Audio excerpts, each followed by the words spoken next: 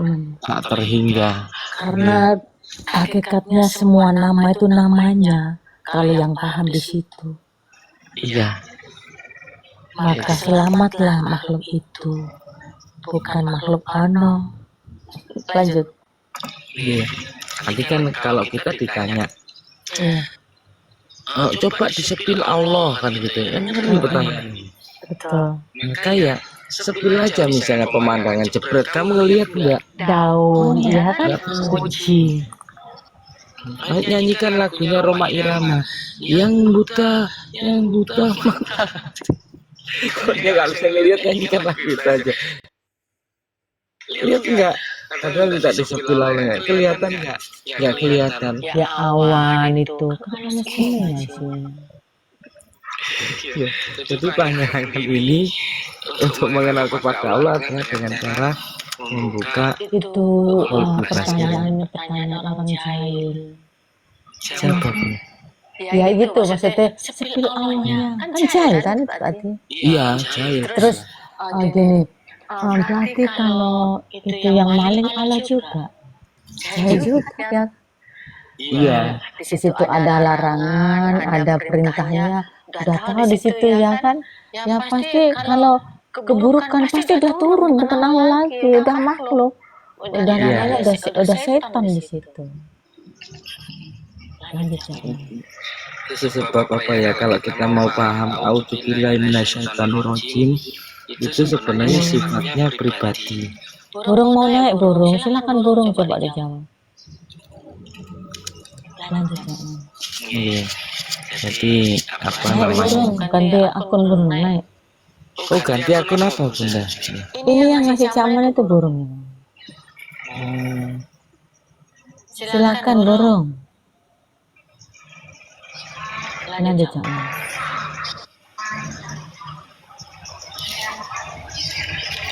Jadi melihat Allah itu yang ada di balik segala sesuatu. Kalau ayatnya la tudrikul absaru wa yudrikul absara wa huwa latiful khabir.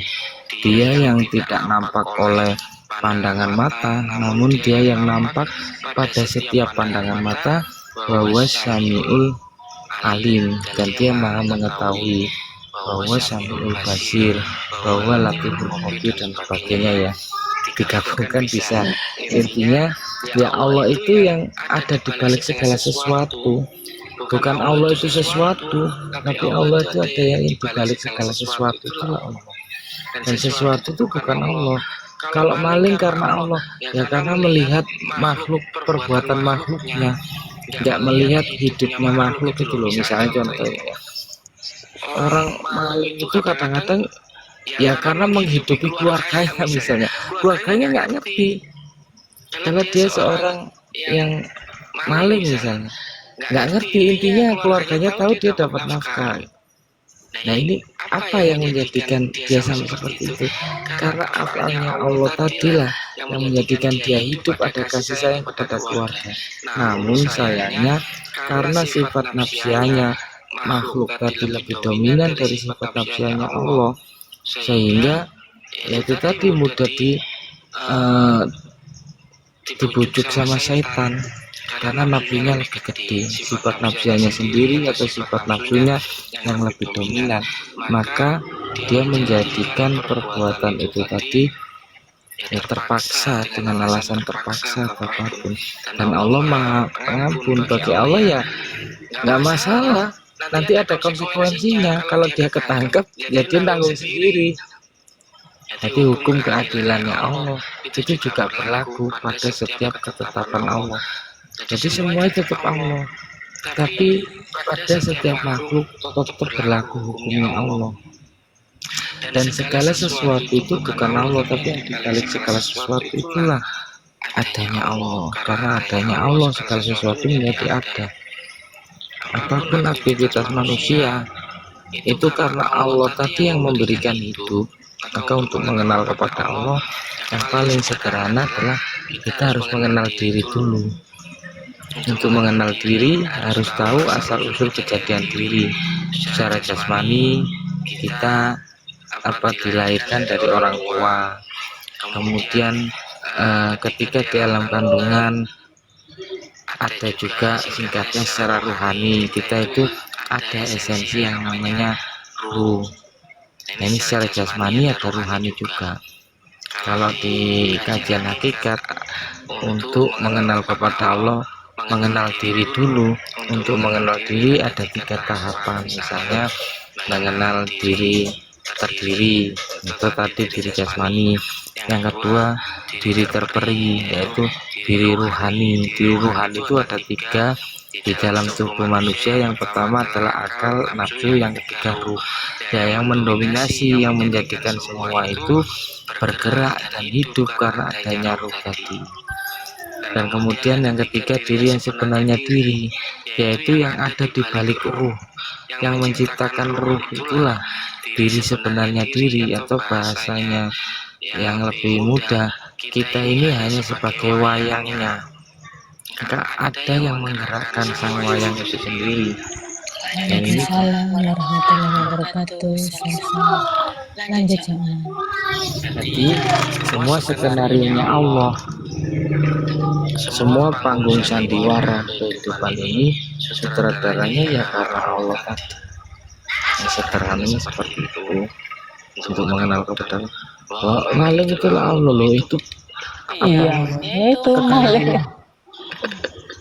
kamu nggak tahu ceritanya maling. Iya, mungkin jahil ya bunda. Iya, itu sifat jahil.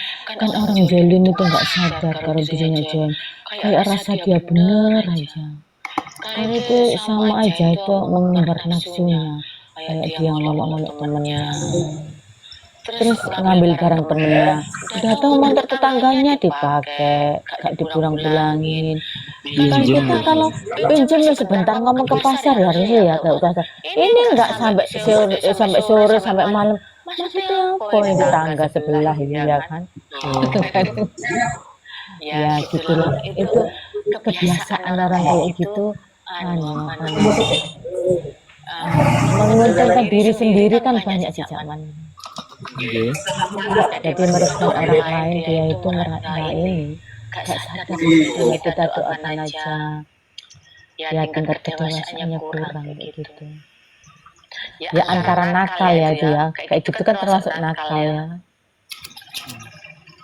Kayak di kantor-kantor itu harusnya masuk nggak masuk, padahal di rumah nggak ngapa-ngapain gitu. Hal-hal itu. Ada lagi loh yang ngeri-ngeri itu. Udah di pesantren, anak orang diituin, masya Allah. Kasihan aku. Merusak tatanan ini. Ya Allah, ya Rabbi. Ngeri gitu ya. Kadang anak itu ditantipkan di pesantren. Hasil serem. Kalau di Jakarta kemarin itu sekolah internasional mahal sampai SPP-nya sampai 30 juta. Ya itu gurunya dari luar negeri itu ya. Orang Amerika katanya. Tapi itu ya di Indonesia kayak gitu orang. Serem ya.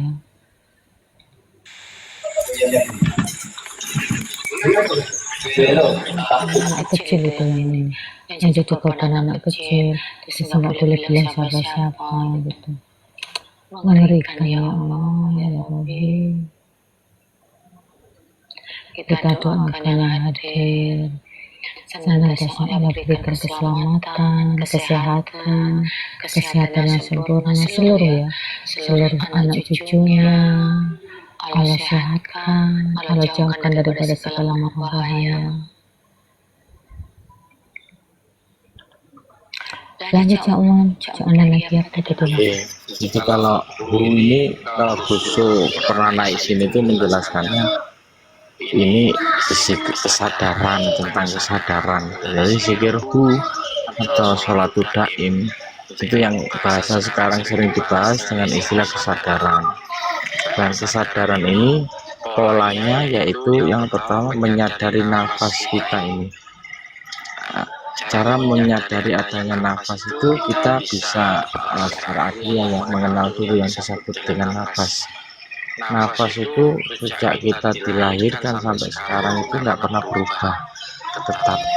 Bahkan sebelum kita lahir, nafas itu sebenarnya sudah ada, tinggal dipakai aja. Ketika lahir di dunia, maka aktiflah nafas ini. Nah, dari nafas inilah yang kemudian orang mengenal yang namanya hidup. Ketika nafas kita hirup kemudian masuk ke seluruh tubuh, ini yang akan memicu detak jantung, sehingga dari detak jantung itu seluruh nadi, sendi, otot itu hidup, aktif, sehingga kita bisa berkedip, kita bisa merasakan rasa manis, asin, dan sebagainya, karena adanya yang hidup di dalam diri itu tadi. Adanya yang hidup karena adanya nafas tadi.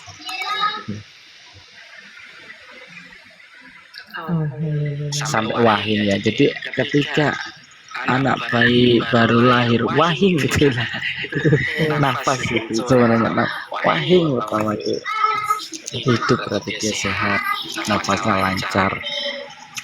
Jadi di dalam nafas itu kemudian menjadi nyawa. Dari nyawa itulah di dalamnya ada ruh. Nah, ruh itulah yang hidup.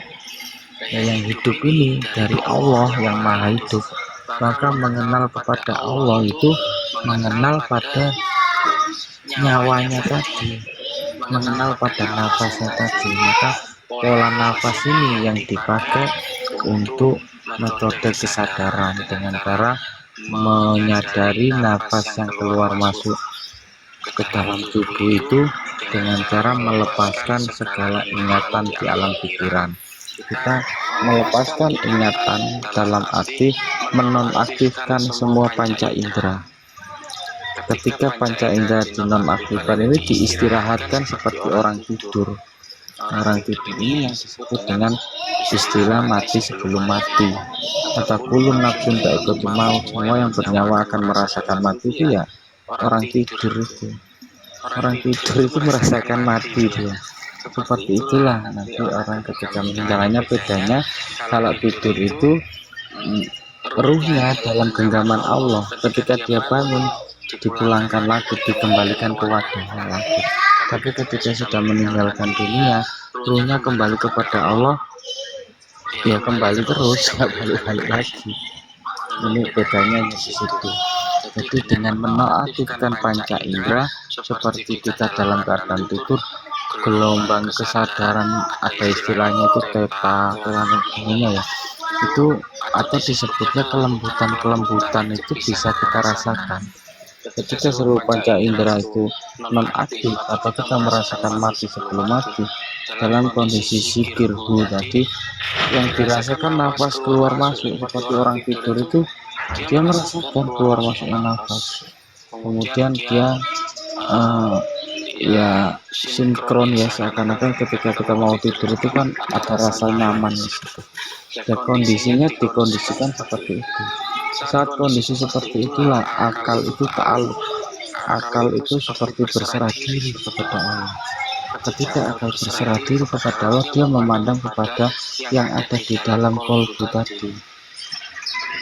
Maka seakan-akan menunduk dia. Kepala itu seakan menunduk. Ini ikhtibarnya menjelaskan bahwa setelah akal itu tadi nonaktif, ya direhatkan sebentar seperti tidur dalam kondisi berzikir, dia kolbunya itu terasa ada rasa, tinggal rasa-rasa saja. Dia merasa angin pun terasa. Semua suara itu terdengar semuanya, tapi jangan diikutin, biarkan semua mengalir. Biasanya dengan mata terpejam dia akan mengalami suatu visual kenangan-kenangan perjalanannya semasa hidup ditampakkan semua. Orang tidur kadang merasakan mimpi. Begitupun ketika dalam kondisi zikir, juga ketika gelombang teta itu kita pada kesadaran tingkat nomor paling rendah ini ditampakkan semuanya. Orang meninggal pun nanti demikian. Ketika meninggal kita kayak nonton bioskop, semua perbuatan itu ditampakkan. itu nggak menyaksikan ini, dan itu gak bisa ngapa-ngapain.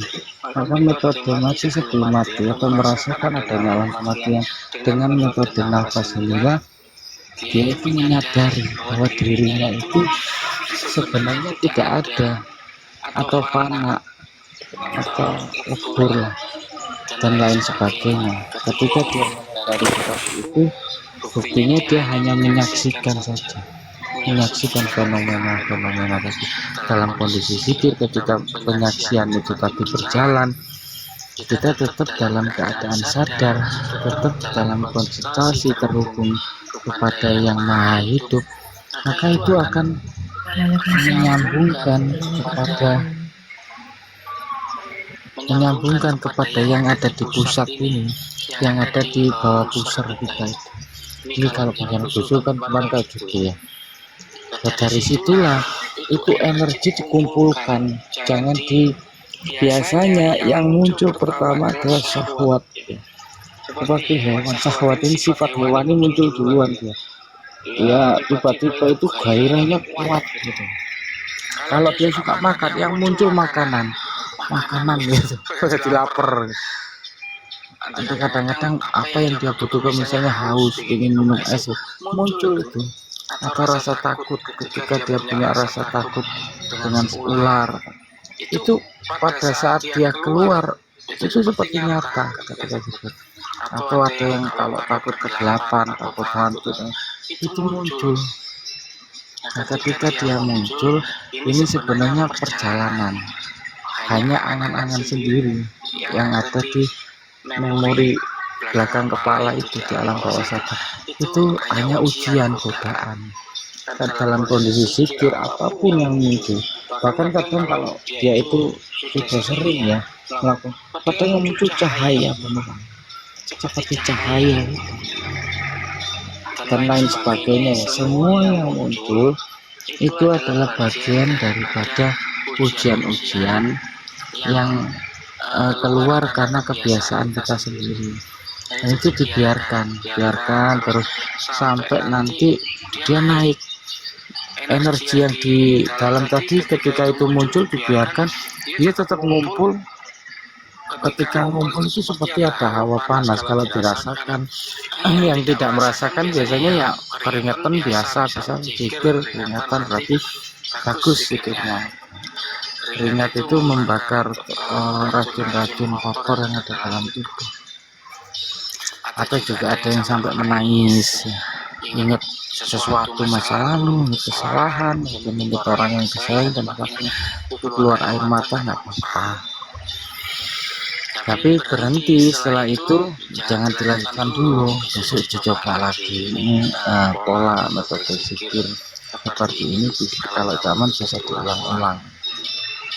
Ya metodenya sama tadi, itu dalam rangka kita itu menyelaraskan apa yang ada di kepala, tulang dada, dan juga apa yang ada di tulang sulbi. Ini kita sinkronkan. Harapannya itu tadi zikir daim atau sholat daim atau zikir nafas ini bisa meningkatkan potensi-potensi yang ada di dalam diri kita itu agar bisa keluar.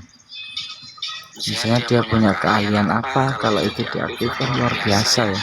Zaman sendiri mencoba itu ya naik turun, cuma lebih dominan karena apa namanya, kalau orang bilang itu saknoah, rasa itunya lebih gede, nggak pegaan. Iya, itu tantangan saya sampai sekarang yang belum bisa saya lewati itu.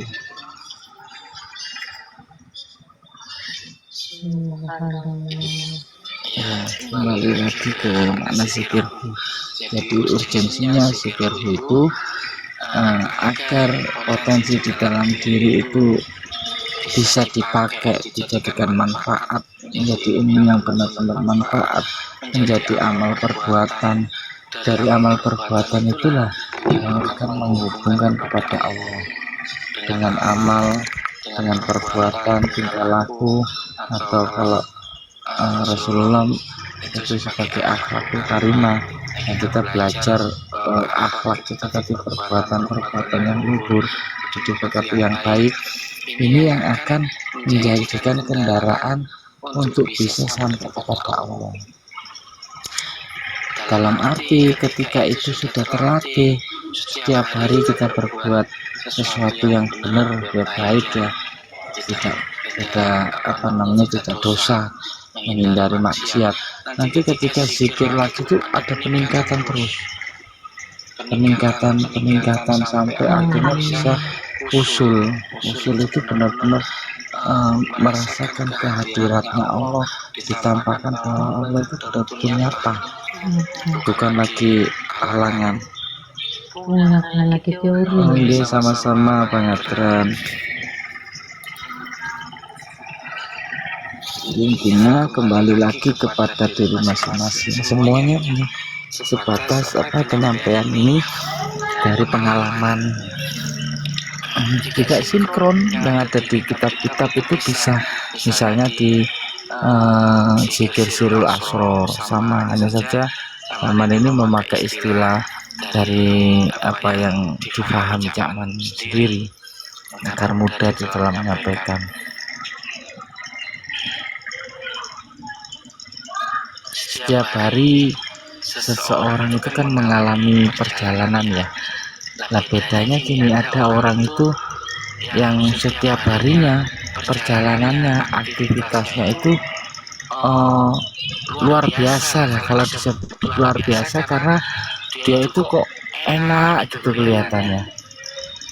Terus satu sisi ada orang yang susah banget kelihatannya ya.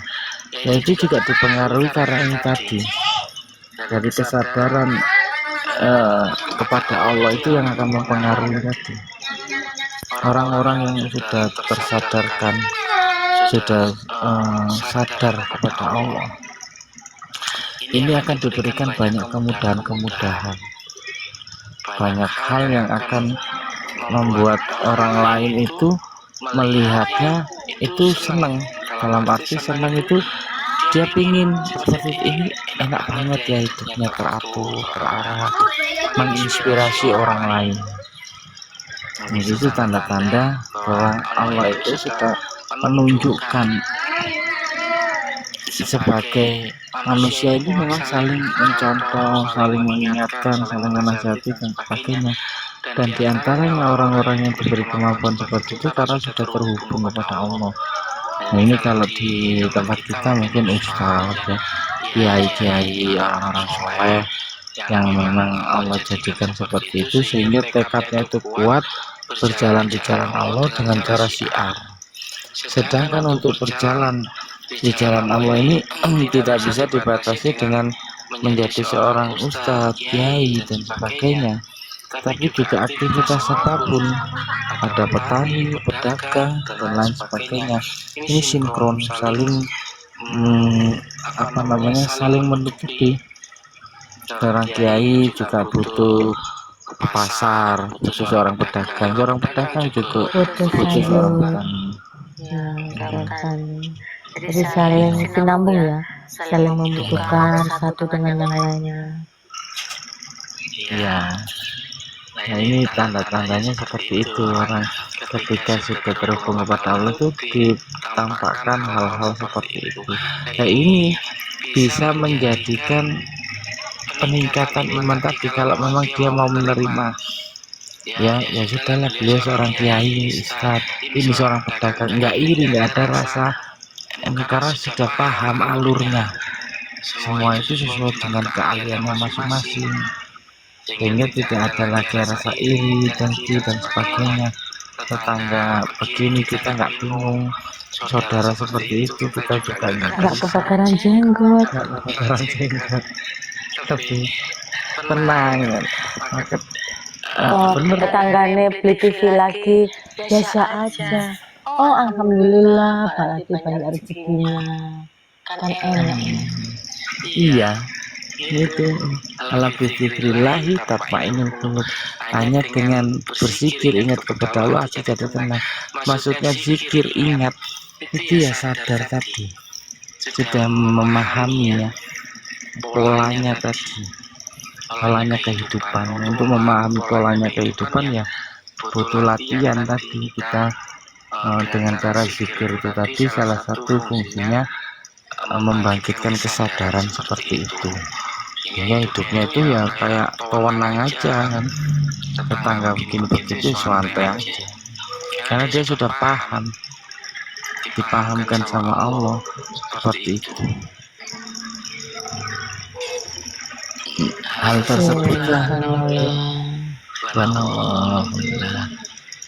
Nah ini live dari tadi tapi Enggak, tadi jam 12 mungkin.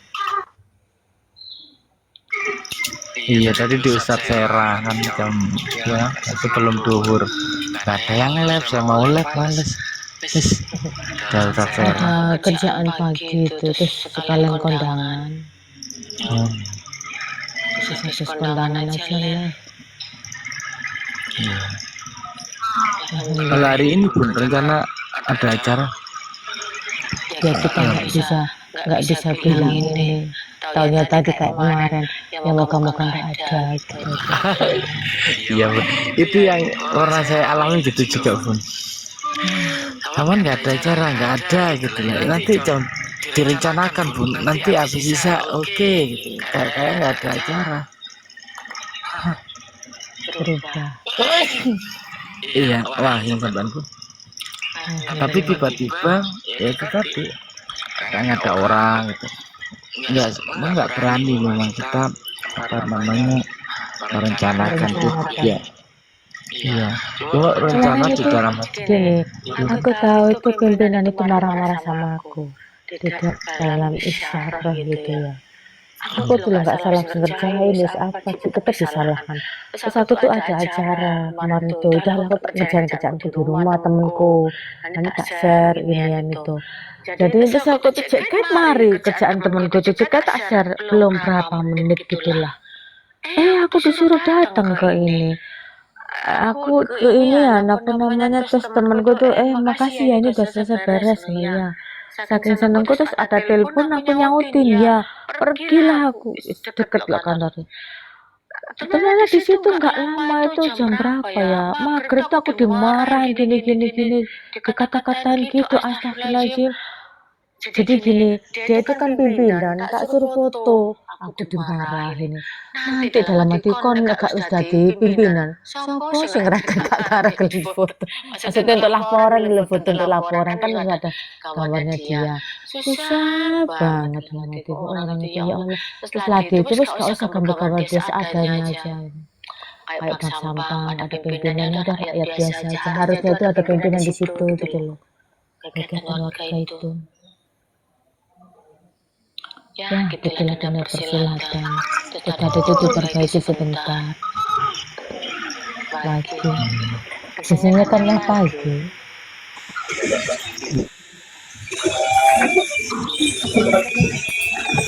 Silakan Pak Adnan. Itu Bikin kopi sebentar. suaranya, oh monggo jangan. Pak Hadran itu Hadran itu Bapak Yusna. Makanya namanya Hadran langsung Yusna gemeter. Waduh, bapakku ada di sini. Pas dia lagi rindu-rindunya sama bapaknya. Namanya pas banget.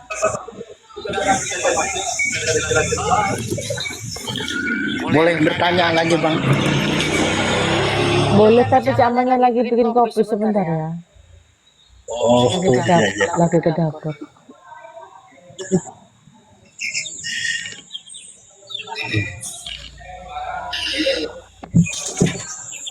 tak tunggu. Ditunggu kita sama zaman.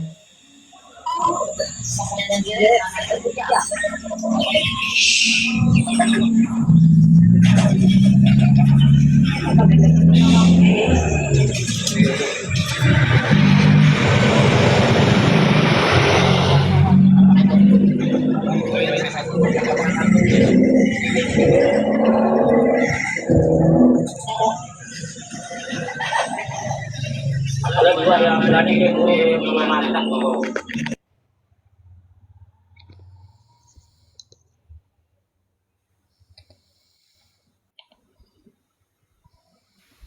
Siapa ini Andayani Min?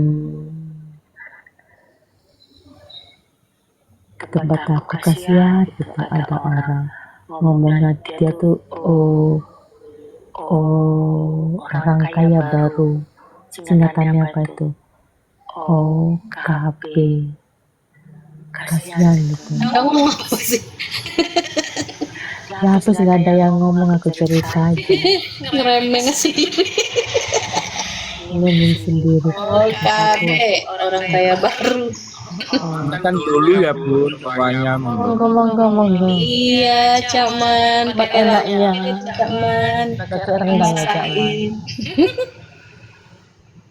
Mau goreng lele, Cakman. Ini ada goreng lele. Aku mau bikin empal nggak sempet udah teler pulang. Pulang-pulang ngomal lagi. Ngomong lagi, nggak sempet tidur. Ngomal sambil bisa, tapi sambil tidur nggak bisa. Ketiduran. Kalau masa nggak bisa, nggak bentuk kayak konsentrasi ya. Tapi kadang bisa, maten. Sambil masak yang penting jangan sambil tidur. Kalau sambil tidur nggak bisa. Sambil masak bisa. Nyapu Ya bisa. iyalah, ngepel, nyuci, jemur. Iya. Kerjaan semua dikerjain. Kayak dinyanyiin kan. Bener. Ngomong kita lanjut. Halo. Dia tadi belum sebutin OKB tadi. Terus dia ngomongnya terus punya mobil, punya ini, pokoknya lucu deh gitu. Kasihan itu anaknya tuh petaka terus itu. Kenapa anaknya? Enggak, kan gini, ada orang barang hilang, kok Ustaz ke Depok langsung turun gini jadi barang hilang. Jadi kalau ada apa-apa nih, ya dalam hatiku kalau segi tauhid ya, lagi hakikat. Tadi kan nggak punya Tuhan aja, ya kan? Kalau yang simpel-simpel apa ya udah sih, kayak ATM ke bank aja. Ini lagi semua disuruh tanganin si Ustadz, ya kan? Kayak apa-apa terus akhirnya apa? Anaknya semuanya preman ini, terus nggak bisa kerja itu mintanya dia dihormati, kan aneh. Kita itu merunduk dulu dari bawah ya kan, ini dia nggak mau marah-marah, ini dia nggak dihormati, ini gitu. Karena ya itu orang tuanya kan sombong, jadi nurun ke anaknya, terus jadi kerja nggak bisa. Kaca buat kita. Kacau, iya. Jadi kesombongan itu dia berjalan di muka bumi dengan lenggak nggak bisa. Kita tuh harus hati-hati dimanapun kita berada. Insya Allah cucu anak-anak kita, cucu kita akan menanda sang berkah di situ. Apalagi diberi nafas dijalankan. Jadi nafas itu jadi obat. Jadi bisa menjadikan sesuatu. Tadi itu kata mana sih, jatuh penyembuh ya. Kita ada pahala. Amin ya kan. Kalau kaya ngapain kita ini ya, kerja ya kan, duduk manis lonjoran. Iya aja lah, amin ya kan. Kan doanya. Kalau itu karena rumahnya dua sih, jadi listrik dua sana jadi pusing. Nanti mesti kalau anakku juga moga-moga tahun ini nikahnya, jadi biar dia yang kesana, dia yang nempatin gitu loh, kayak kita.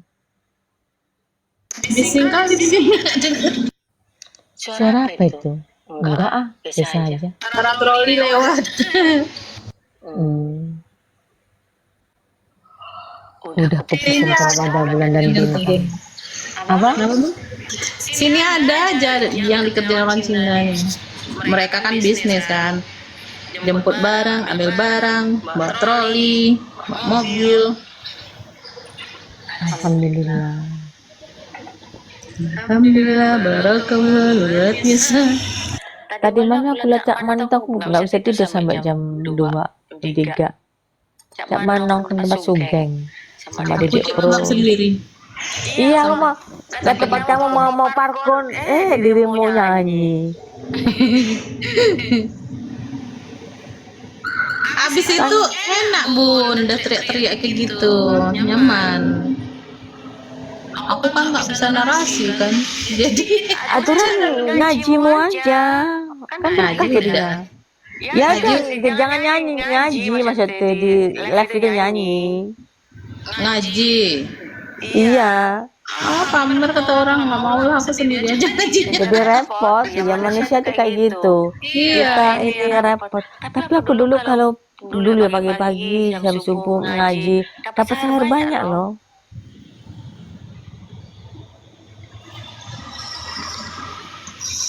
Alhamdulillah. Iya, padahal ini ngajinya cuma di ini doang, ngikutin YouTube. Kalau ngaji bener kan susah. Belum fasih. yang tartil aja, nggak ini lah, nggak terlalu susah. Kalau tartil kan biasa aja, Iya, tapi dilihat umum ini nggak serono. nggak pede. Iya, acak adut. Ini nggak beda acak adut. A'udzubillahi minasyaitonirrajim.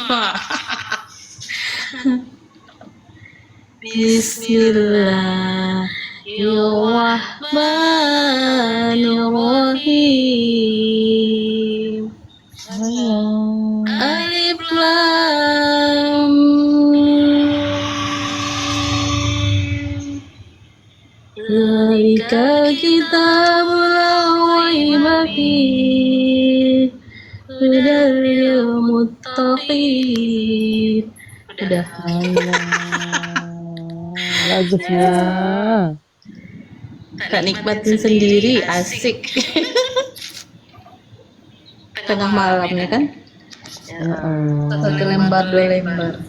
Kalau untuk dipamer ya nggak, ya teriak-teriak aja lah. Sambil ketawa. Sampai Gu Usman, kamu ini udah gila, stres apa? Naruh apa sendiri, katanya yang live sendiri. Aku bilang suka-suka aku lah. Aku mau teriak-teriak berapa jam, 3 jam, penting aku puas sendiri. EGP urusan Itu katanya ini apa namanya sama Gus Usman marahan. Nongkrongnya di Gus Usman. Malam itu. Jam 11. Kamu ini ya gitu gini. Dalam hatiku orang ini marahan tapi nongkrong di situ. aku tempat Gu Usman ngakak-ngakak aja. Lucu aja tuh orang. Beda room, beda ini karakter sih kita. Nggak tahu lah tuh. Kalau di sini enaknya diem. Kalau tempat Jamila nyanyi-nyanyi, ngikutin, bercanda-canda. Ada bang. Tadi pagi. Jamila. Sekarang. Enggak ada kan. Kalau sibuk ya nggak ikut satupun. Bolak-balik cari gas lah, cari buah lah. Sekarang cari apa? Sekarang cari apa? Cari angin. Cari duit, cari angin, nunggu duit tepatnya, nunggu rezeki, nunggu cuan. Semoga laris manis yang lagi jualan. Berkah penuh barokah.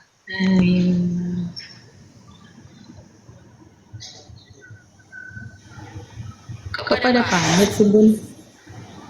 Apa? Ngantuk ya? Iya ngantuk. Kita rangkatin dulu aja ya nanti lagi. Ayo lah, istirahat dulu kan. Kita dulu. Bude, asal satu Cak Man, nanti lagi ya Cak Man. Iya bun. Makasih deh, berkah penuh barokah. Makan Cak Man. Allah yang balas kebaikan Cak Man, Bude, restu satu. Dan juga Allah yang balas. Berkah penuh barokah.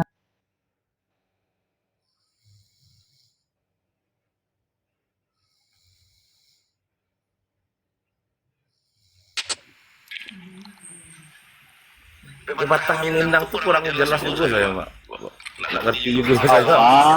Hawa berpantang kekurangan, Iya, nafsu berpantang ketinggalan. iya.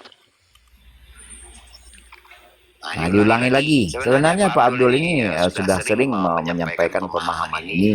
Cuman istilah yang dipakai Buya untuk menunjukkan sesuatu itu agak berbeda. Nah, diulang lagi ya Pak Abdul. Iya, iya, Pak. Iya, Pak. Hawa berpantang kekurangan, nafsu berpantang ketinggalan. Silakan sampaikan apa yang terpikirkan. Iya, waktu Hawa dengan Adam dia berdua di muka bumi. Adam balik malam dari dia bertani. Hawa cemburu, padahal dia tahu hanya dia satu-satunya. Itu mak. Itu poin pertama mak. Angkat dulu, mute dulu, angkat dulu. Agak dulu.